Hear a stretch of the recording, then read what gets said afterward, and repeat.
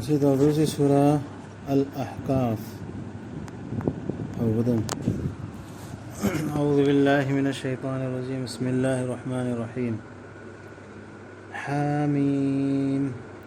تنزيل الكتاب من الله العزيز الحكيم. ما خلقنا السماوات والأرض وما بينهما إلا بالحق وأجل مسمى والذين كفروا عما أنذروا معرضون. قل أرأيتم ما تدعون من دون الله أروني ماذا خلقوا من الأرض أم لهم شرك في السماوات ائتوني بكتاب من قبل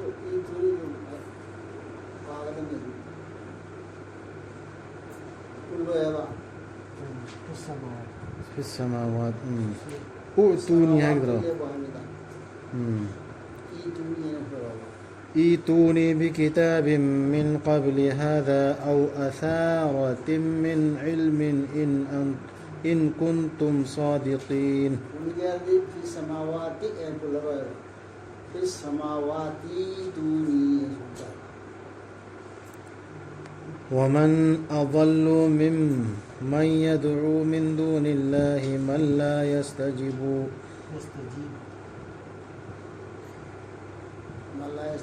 لا يستجيب له إلى يوم القيامة وهم عن دعائهم غافلون.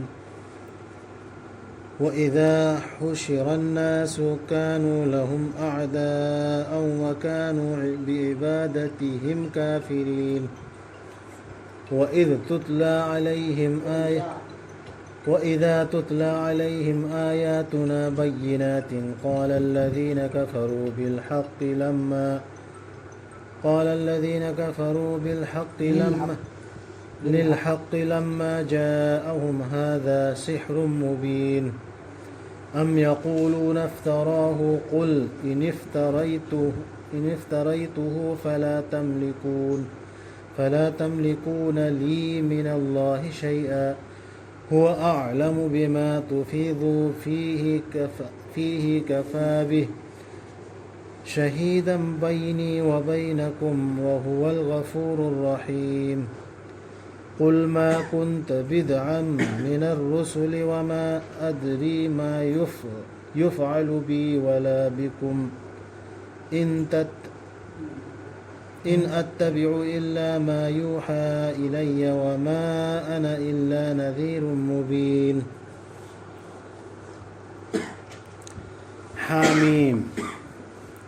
لايركسي هذا برقل بسي الله دقني بانقل بدو أسين بدو هي سمانا هوك نمدو سيم كبنت أيخوينا أسمان سين أما سون بثريبي بو أما سون مخوي أنيجي مركتا لايربا مكايدو أچومبا أما قلويننا أما سون ككبا متم أما جدامك نتنا أدو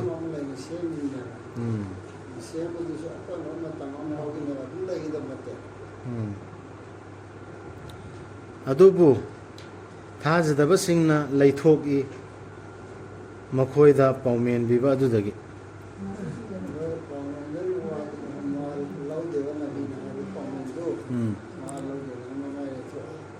ꯂꯥꯏꯔꯤꯛꯁꯤꯁꯨ ꯑꯜꯂꯥꯍꯅ ꯊꯥꯔꯛꯏꯕ ꯑꯁꯤꯡꯕ ꯄꯥꯡꯒꯜꯕꯗꯨꯅ ꯑꯗꯨꯏꯗꯨꯒ ꯑꯁꯃꯥꯟ ꯄ꯭ꯔꯤꯊꯤꯕꯤꯁꯨ ꯃꯥꯅ ꯁꯦꯝꯃꯕ ꯑꯗꯨꯒ ꯗꯔꯀꯥꯔ ꯑꯃꯒꯤ ꯁꯦꯝꯃꯤꯕ ꯃꯊꯧ ꯑꯃꯒꯤ ꯍꯦꯛꯇ ꯄꯪꯁꯦꯝꯕ ꯗꯨꯅꯤꯌꯥꯁꯤꯗ ꯄꯪꯍꯤꯡ ꯍꯤꯡꯉꯣ ꯄꯪꯆꯥ ꯆꯥꯔꯣ ꯄꯪꯀꯣꯏ ꯀꯣꯏꯔꯣ ꯄꯪꯆꯠ ꯆꯠꯂꯣ ꯑꯟꯅ ꯅꯠꯇꯕ ꯑꯀꯛꯅꯕ ꯂꯤꯃꯤꯠ ꯑꯃꯒꯤ ꯑꯗꯨ ꯂꯤꯃꯤꯠꯇꯨꯒꯤ ꯃꯅꯨꯡꯗ ꯑꯩꯈꯣꯏꯁꯨ ꯂꯩꯅꯕꯒꯤ ꯃꯦꯁꯦꯖ ꯑꯃꯅꯤ ꯁꯤ ꯌꯥꯝꯅ ꯀꯥ ꯍꯦꯟꯗꯕ ꯂꯤꯃꯤꯠ ꯆꯥꯡ ꯑꯃꯗ ꯆꯥꯡ ꯆꯞ ꯃꯥꯟꯅ ꯁꯦꯝꯃꯤꯁꯨ ꯌꯥꯎꯗ꯭ꯔꯣ ꯑꯗꯨꯒꯤ ꯆꯥꯡꯗꯨꯗ ꯂꯤꯃꯤꯠꯇꯨꯗ ꯃꯤꯑꯣꯏꯕꯁꯤꯁꯨ ꯂꯩꯅꯕꯒꯤ ꯑꯗꯨꯒꯤꯅꯦꯕ ꯂꯥꯏꯔꯤꯛꯁꯤ ꯄꯤꯔꯛꯏꯁꯤ. ꯍꯥꯏꯌꯨ ꯑꯣ ꯃꯨꯍꯝꯃꯗ ꯁꯜꯂꯜꯂꯥꯍꯨ ꯑꯂꯩꯍꯤ ꯋꯁꯜꯂꯝ ꯅꯈꯣꯏꯅ ꯎꯔꯕ꯭ꯔꯥ ꯈꯟꯊꯔꯕ꯭ꯔꯥ ꯅꯈꯣꯏꯅ ꯀꯧꯖꯔꯤꯕꯗꯨ ꯑꯜꯂꯥꯍꯕꯨ ꯊꯝꯂꯒ ꯎꯍꯜꯂꯨ ꯑꯩꯉꯣꯟꯗ ꯃꯈꯣꯏꯅ ꯀꯔꯤ ꯁꯦꯝꯈ꯭ꯔꯕꯒꯦ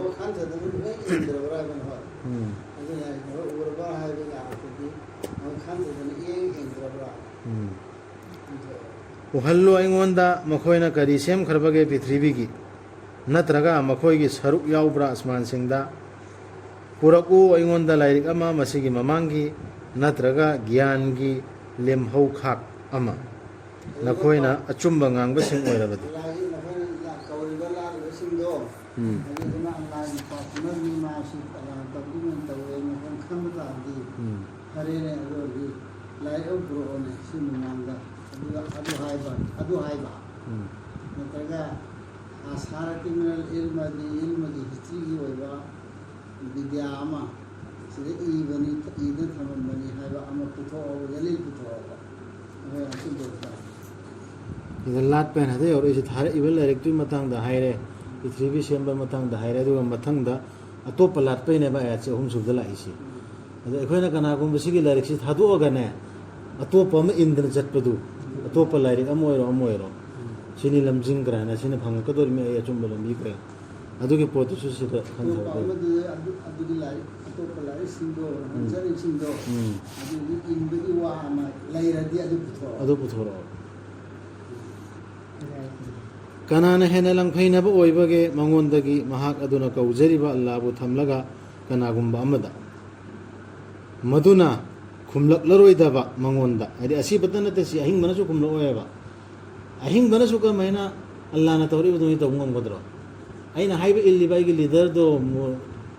अइना थाजरिबा करिदो पीरदो मुरिदो इमाम दो माना कमे खुमकदरो अल्लाहना खुमइबुमे कयामा फखुमोय अखोन असीब दत थजिल थमे सुमया असीब अहिंग बसुनि खुमबंग मोय अमुक हिंगत हमिगदब नुमित फावबदसु अदु फावदो खुम अरोयबा गो दुआ को फुल तौबि ngमोय अदु गन होय वसीला ने माउद मा वसीला है मा खुम अरो पोतु कौदि पाहि अदुगा सिदा आई खतन खुमगदम ने बा अल्लाह खतन ने सिला तौनु हाय तो त्रसी अदुगा मखोइदुना मखोइदा कौरिबदु फाव खंगबा ngamjadriba मखोइदा दुआ तौरिबा मखोइदा हाइर इदो अदु फाव खंगबा ngamde जुगे लीडर मखोइदा तौर एदु मखोइदा तौर ए मखोइ खंगबनते याम लेखरमना बसी इमान जी मियोइ बाबू पुलप खोमजिन बिगदब नुमित्तुदा मखोइ ओइगनी मखोइदा येकनबसिंग अदुगा यारोय मखोइदि लुरा सान तौरिदो मखोइ एना लेबा आदा मखोइ ओइगनी मखोइगी येकनबसिंग अदुगा यारोय मखोइना मखोइबु लाटखिबदु यारोय लाटे ने चिनिने मखोइ लारो हारम बरानी इसासु अंगदुरिदना नमा गनंग लारो आइ थमगाना हारम बरानी इसाला जाम रानीदना अदु मरा इमाम सिंह अंगदुरिदना लारो हारम बराना अदु हारम दे अल्लाह मोजिन तातो मखोइ लुरु सान तौरबो बुजुसी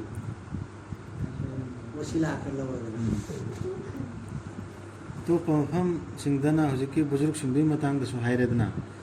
मखोइ करिगुम असेंग बाली मोइरदि मखोइना अल्लाह गे आया सिथि तरनि उन हाइगदमने अदुना तबिदा अतोप थि थरिब सिंगदुगी दि कुरान द खाइदगी फत्तब मखलुक हाइरेदना अतोप अल्लाह गे ने हाइजिलिब सिंगदु नखोइना कौजरि बा हाइसि तद उना याव मा वन कौजरि बा दुआ दुनि कौबा दुआ या है अदे बुजुर्ग सिंगनि मतंग दरना हाइखराद्र सिदा हाइर इसिनने अखोइना थाजरगा इल्लिबा अखोइदने भाइरिसि सै लीडर दु नते अब अखोइना ने मान भाइ खरदि यारे मान हाइरकदमियन तौरिब थम्मि चुंगदु थाक वांगना अदुगी सिंगदु नते भाइरिसिना अदुगी तुंग इल्लिब कांगबु मी सिंगदु हुजिकी अफबु सिंगदुना अफबु ओइरो फतबु ओइरो मखोइन सु चेंगदोरिमि अखोइदि हाइदे अदुगा इखोइगे आया सिंगबु मखोइदा थी थबा मतमदा मयेक सेंगलबा दलील सिंग ओइना थाजदबा सिंगना हाइ अचुंबदुगी मतंगदा आया सिंगदुई मतंगदा मदुना मखोइदा लाक्लबा मतमदा मसिदी मयेक सेंगलबा मित्रंगनि इदि मित्रंगनि जादुने हाइ नत्रगा मखोइना हाइ मसि माना जाल तौबनी साजिनबनी हायो मसी अइना जाल तौबर ओइरदी नखोइगी लैरोइ करिगुम शक्ति अमत्ता अइबु कनबिनबा अल्लाह दगी माना हेना खंगबनी नखोइना तौरिदु मदुदा माना ओक्लबनी साखी ओइबिबे अल्लाहना ओक्लबनी साखी ओइबिबेदा अइ अमसु नखोइगी मरक्ता अल्लाह दि कोपी हइबुदुनी कनबि हइबुदुनी इरा रसूल ने करिगुम बा हापसिलंबा साजिलंबा अयासेगी هنجل لمبدا يا سنة بام الله نهري إيقرا أدودي الله ده كان فينا بكرام لا يروح هسي رسول الله هاي اللي مثلا رسول الله بره إيش كتاني هاي رسول الله يا سنتا رسول الله سنة إيبا بوتو رسول الله complete سول يا هلا مي पुण्य यो हल्ला में साखी वो खेल में तो साबाई करा अदु सिगी पोसी ने बका यामत फोगी कंप्लीट वन सिन ने अदु साखी ने आई गाला अल्लाह का अदु न साखी वो रे अरे मन कोई मुस्लिम मरत दे हो जिक्सिना ओपन ते तो फसुर रसूल थारकतना मखोय ने यो हल्ला ये कोई करी करी नो की अंता बनती मीना यो हल्ला ये बस शिशु याव दबिया दे शिशु हाथ दबिया दे शिशु फरज ने मैं हफ्ते ले हायो ऐसी अनौबा मनते रसूल सिंह के मनुंगदा अदुगा अइना खंगबसु नते करी तौरकदगे हाइबदु इंगोंदा नत्रगा नखोयदा योना लागे बेदाना ने जोमी खंगो खाते आरा लाखनो बिसिनो अबोदो अदुना अदु खंतने बिदा आइना बिदती होना बिदत होना अनो बोय लाखनो ते वैसे आम लाखनो हम से लाखनो बा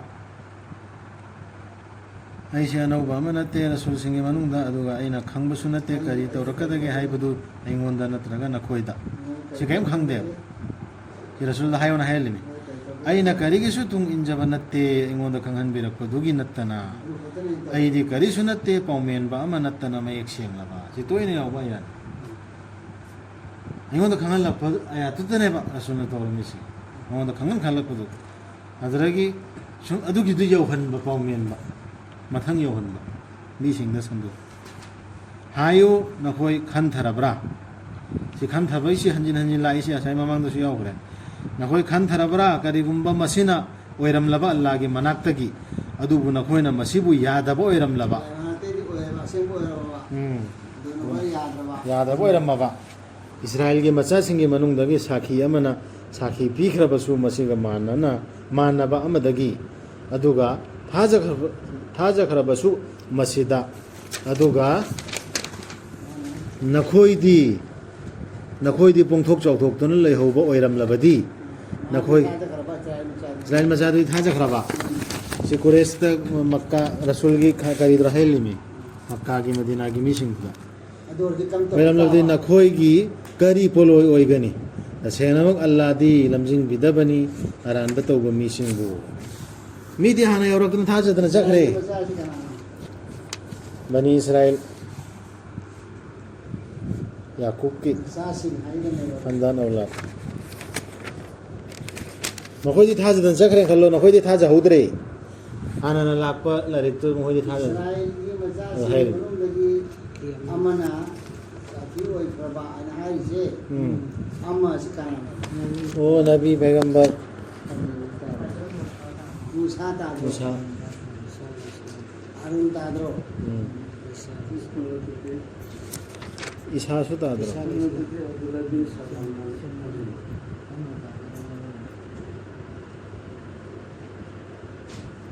ओ सिदा छार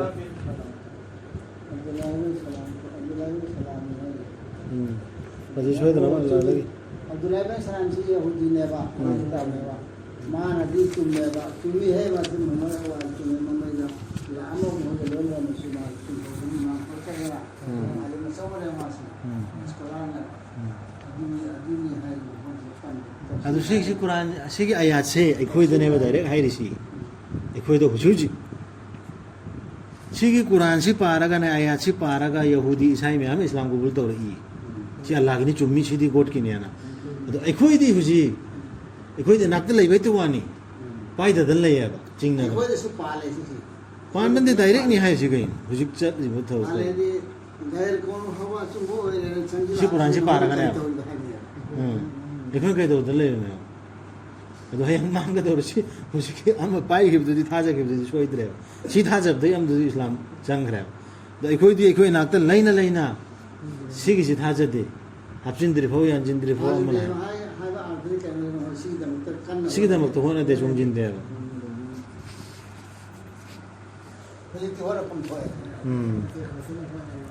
तसेनमा अल्लाहदी लमजिंग बिदबनी अरान बतौब मिसिंगु अदुगा कुरान से लामा इनाकता पैखतन थमसु अइना ने मपै मपै मिंगोंद यौहल्लसु एलसु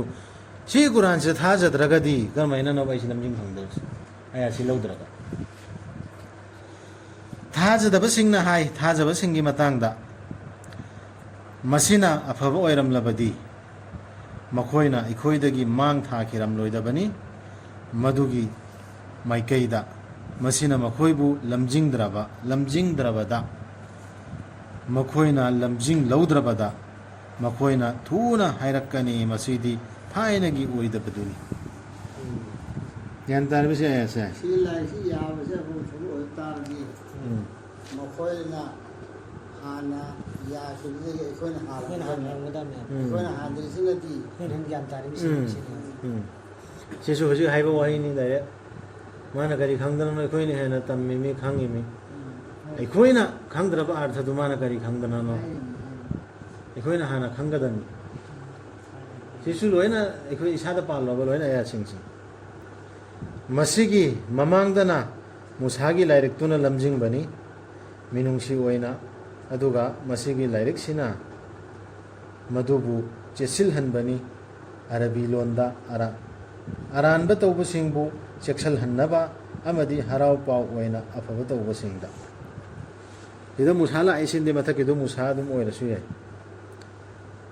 मुसा अलैहि सलाम के मतांगदा मखादा पलैसि वन तरुदुना सु बोल तारदी हाय बाय पुजी चारो चारो नाम था बुजिना तोरम दिसी हाय उमने माने लाम तारवा में तौसे मुजुम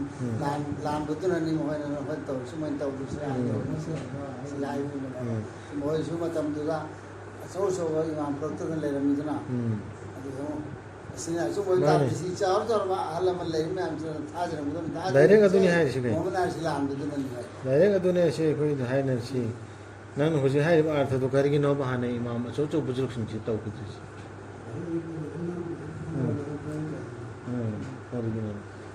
si direct Quran se ko gi isada direct punchi sir pan ga dam na tar de artha du khantha asai khantha bra hai je khantha ga dam khantha tar de beran ta senama ko gi rabti Allah ni haiba adu gi tungda madu da chet na lep singdu akiba leiroi makoida natraga makoi wasu war ai ko gi rab ai singdu Allah ni ara chet na hata sumena pairaga lepa hairaga leidu na tesi Quran sin haibu du natro paidor chain Lepa है कुरान सीधा नहीं है कुरान सीधा chain Lepa दी माना अल्लाह ने है तो चुम्मे तो हाई के दौर में अल्लाह ने है इबाया तो ये आगे दौर मखोई दो जन्नत लेगे तो बसिंगनी लेगनी मखोई मधु तो मतम चुप्पा मना ओइना मखोई ना तो जुखी बदू जन्नत मतम चुप्पा लेने मना ओइना मखोई तो जुखी बदू इकोई ना हुकुम तो उरबनी मियोइबदा मपा ममा लूना तौनबा मागी ममाना नाउपुबी खिबनी माबू वाना अमसुंग पोकपी खिबनी सि हुकुम निको अल्लाहगे पोकपी खिबनी माबू वाना अदुगा माबू मिरोन बिखिबा अदुदगी माबू खोम खाइबी खिबा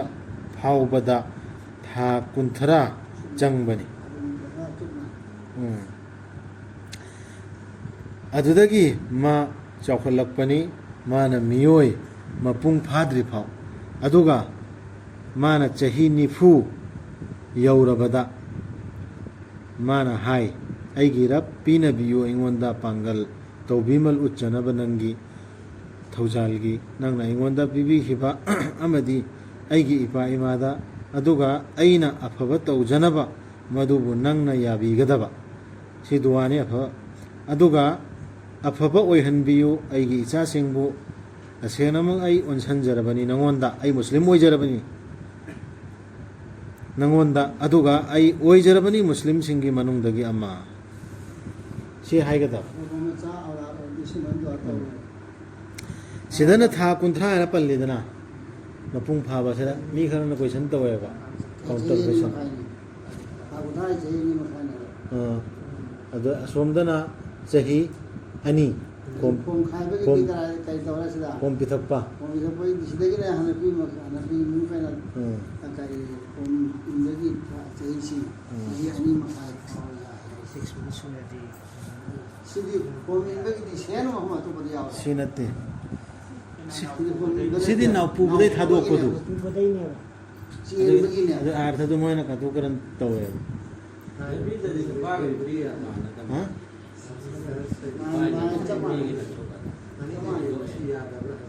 ani de hen da di yaden ti lai te da pithak ka dabne ani phawai me complete Ini dia ni ada. Saya dah main ni. pura thada ka da ba Tengah tu ni dua. ga ya da na dum cha thanai khara Kurang ada. rang ya ta budi hai ri ye tha ani kamal pithak ning ba mi sing na tha ani ma tha ani phau chap chan pithak pe sahi ani phau ai ba pithak ning ba mi sing na sahi ani phau pithak pe ya pithak ka da Dua lontan ni. adum ba sum mai lon ni ra ki dang Dua itu simpan aja. pura hukum moina ta ubadi nati ki dai phone em si ꯃꯈꯣꯏꯗꯨꯅꯤ ꯃꯈꯣꯏꯗꯨꯗꯒꯤ ꯑꯩꯈꯣꯏꯅ ꯂꯧꯕꯤꯒꯗꯕ ꯃꯈꯣꯏꯒꯤ ꯑꯐꯕ ꯊꯕꯛꯁꯤꯡꯗꯨ ꯍꯧꯖꯤꯛ ꯃꯊꯛꯇ ꯍꯥꯏꯈꯤꯕꯁꯤꯡꯁꯤ ꯆꯦꯠꯅ ꯑꯍꯥꯟꯕꯗ ꯆꯦꯠꯅ ꯄꯥꯏꯕ ꯑꯂꯥꯏ ꯀꯨꯔꯥꯟꯁꯤ ꯆꯦꯠꯅ ꯄꯥꯏꯕ ꯑꯗꯨꯒꯤ ꯃꯇꯨꯡꯗ ꯍꯧꯖꯤꯛ ꯍꯥꯏꯖꯕꯁꯤꯡꯗꯨ ꯑꯩ ꯃꯨꯁꯂꯤꯝ ꯑꯣꯏꯖꯔꯦ ꯁꯔꯦꯟꯗꯔ ꯇꯧꯔꯦ ꯍꯥꯏꯕ ꯑꯩ ꯃꯨꯁꯂꯤꯝꯁꯤꯡꯒꯤ ꯃꯔꯛꯇꯩꯅꯤ ꯍꯥꯏꯕ ꯃꯤꯗꯨ ꯑꯩ ꯁꯤꯌꯥ ꯁꯨꯟꯅꯠꯀꯤ ꯃꯅꯨꯡꯗꯩꯅꯤ ꯑꯍꯂꯦ ꯁꯨꯟꯅꯠꯀꯤ ꯃꯅꯨꯡꯗꯩꯅꯤ ꯍꯥꯏꯕ ꯅꯠꯇꯕ ꯑꯩ ꯑꯍꯂꯦ ꯍꯗꯤꯁꯀꯤ ꯃꯅꯨꯡꯗꯩꯅꯤ ꯍꯥꯏꯕ ꯅꯠꯇꯕ ꯑꯩ ꯃꯨꯁꯂꯤꯝꯁꯤꯡꯒꯤ ꯃꯅꯨꯡꯗꯩꯅꯤ ꯍꯥꯏꯃꯤ ये कुरान के डायरेक्ट आयात वही सिपाही दा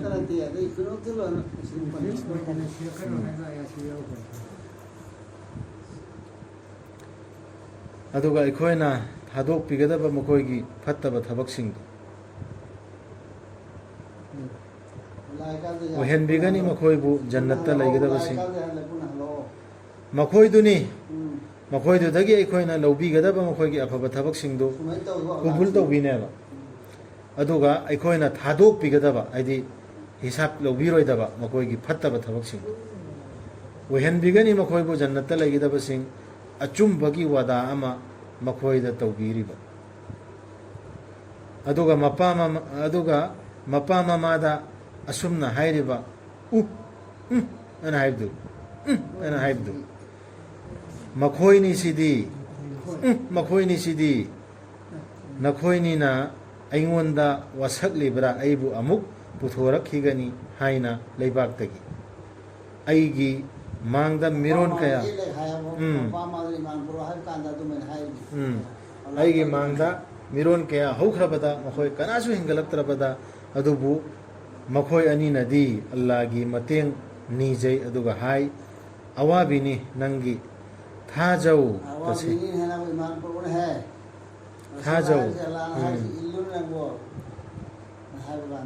थाजौ तसेनमक अल्लाह की वदादी अचुंबनी अदुबु माना हाय मसी करिसु नत्ते थाइनगी फुंगावरी सिंग नत्तना सिदा फजब पोइना मियावरी मपा ममाना अंगांग से कुरान से खंगहल्लु तमहल्लु हाइबे ऑर्डर ने सुयावस कलमा सोलु अल्लाह अकबर हायु दु नत्ते बसी असai macha sina khumai be mamai da khumai si yong laugunu da na ngang phungawari do ingonda tha jawan hair sibo adu mapa mama na quran chi khanghallu hai bagi order am ne देखो इस रदी का नाम खंगन लिसी कुरान दुमाना खंगन ग्रेसिनी अल्लाह के message से ले रहना गाना पिंगे दे खंगन कर थादो कर दी माँ की दायित्व लोहर गुम बनी गई कोन चाउर आगा माई ज्ञान ना मक्का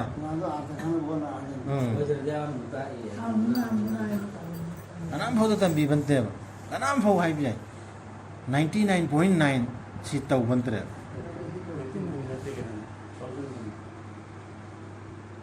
हाँ तो कुरान अंगांग तो कुरान तंबी भाई वारियम ले जिम्मेदारी हम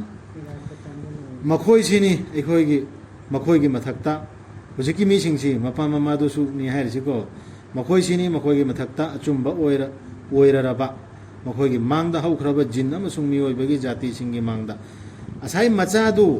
थाजदना इमान प्रॉब्लम फुंगावारी ने चटखरसु मानदी माई मचादु तंबीना बा हाइख्रेदना मोंद इस्लाम यहोन ख्रमिना मखोई सिनेबा इमान वाला ओइदोरसी करी मखोई की मथक्ता अचुम्बा ओइररबा मखोई की मांगदा हौख्रबा जिन अमसुंग मियोइबगी जाति सिंगी